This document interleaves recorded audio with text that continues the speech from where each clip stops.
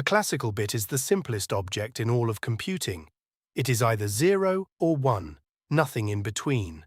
A qubit refuses to choose. Its state is a superposition, a complex combination of 0 and 1, written alpha times 0 plus beta times 1, where alpha and beta are complex numbers. When you measure it, you get 0 with probability the squared magnitude of alpha and 1 with probability the squared magnitude of beta. Those two probabilities must add to 1, so the state is normalized. Now let us count how much freedom this state really has. Alpha and beta are two complex numbers, and every complex number is two real numbers. That is 4 real numbers in total, but 2 of them are not free.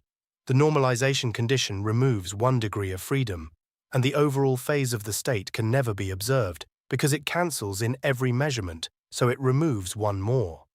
4 real numbers minus 2 constraints leaves exactly 2 real numbers. And that is precisely what it takes to name a single point on the surface of a sphere. Here is how we actually draw a qubit. We take its 2 real numbers and write them as 2 angles, a polar angle theta measured from the top and an azimuthal angle phi going around the vertical axis. In these angles, the state takes a clean form, cosine of theta over 2 times 0 plus e to the I phi sine of theta over 2 times 1. Euler's formula is sitting right there in the coefficient on the 1 state. Now plot theta and phi as latitude and longitude. Every qubit state becomes a single point on a sphere. This is the Bloch sphere, the complete map of 1 qubit. The north pole, where theta is 0, is the state 0. The south pole, at the very bottom, is the state 1. The 2 classical bits sit quietly at the 2 poles. Everything else is a true superposition.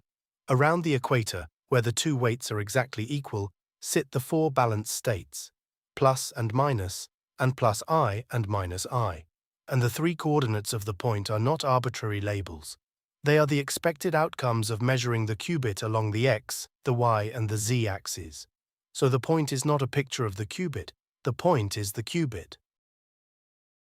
We have a sphere, and a qubit is a point on it. So here is the real question. What does a quantum gate do to that point? Start with the 3 simplest gates, the Pauli matrices x, y, and z. Each one is a single rigid rotation of the sphere by 180 degrees, that is, by pi, about one of the 3 axes. Take the x gate. It rotates the sphere by pi about the x-axis. Watch the state 0 at the north pole swing all the way down to the state 1 at the south pole. The x gate is simply the quantum version of a classical bit flip. We do not have to turn by a full half circle. The rotation gates turn the sphere by any angle theta about any axis, and each one is the matrix exponential of a Pauli matrix. This is Euler's formula again, generalized from a single complex number to 2 by 2 matrices. And here is the precise statement behind the whole picture. Conjugating the qubit by a gate rotates its Bloch vector by a genuine 3-dimensional rotation. The factor of 1/2 in the exponent is exactly what makes the gate angle and the rotation angle agree. Even the famous Hadamard gate is just a rotation by pi about the diagonal axis halfway between x and z. It swaps the x and z directions, and it carries the state 0 to the balanced state plus. Every single qubit gate, without exception, is a rotation of this sphere. We kept seeing a factor of 1/2 hiding inside every rotation gate. That half is not a typo. It is the fingerprint of a deep and slightly strange relationship. The single qubit gates form a group called SU2. The rotations of the sphere form a different group, SO3.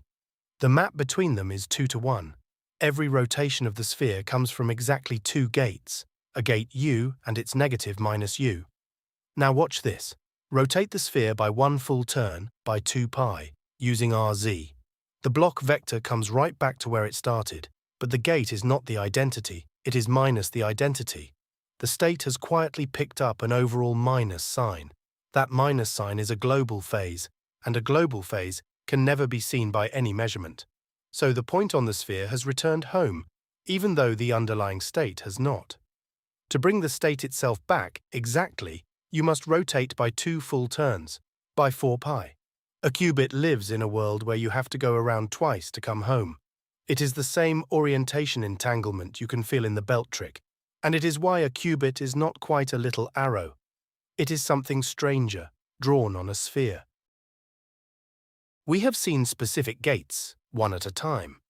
But there is a single universal statement that ties them all together. Any single qubit gate at all, no matter how exotic, can be written as a global phase times 3 rotations, an RZ, then an RY, then another RZ, 3 turns and a phase. That is the complete repertoire of a single qubit. So step back and look at what a qubit really is, a point on a sphere. And 1 qubit of quantum computation is nothing more than that point, tracing paths across the surface, steered by rotations. The mystery of the qubit is, in the end, the geometry of a sphere. But this beautiful picture has a hard limit. It works for 1 qubit, and only one. Add a second qubit, and the two of them do not live on 2 separate spheres. Their combined state lives somewhere far larger, in a space whose dimension doubles with every qubit you add. Next time, we follow the tensor product into that exponential world. Until then, hold on to the one idea that ran through everything today. Every single qubit gate is a rotation of a sphere,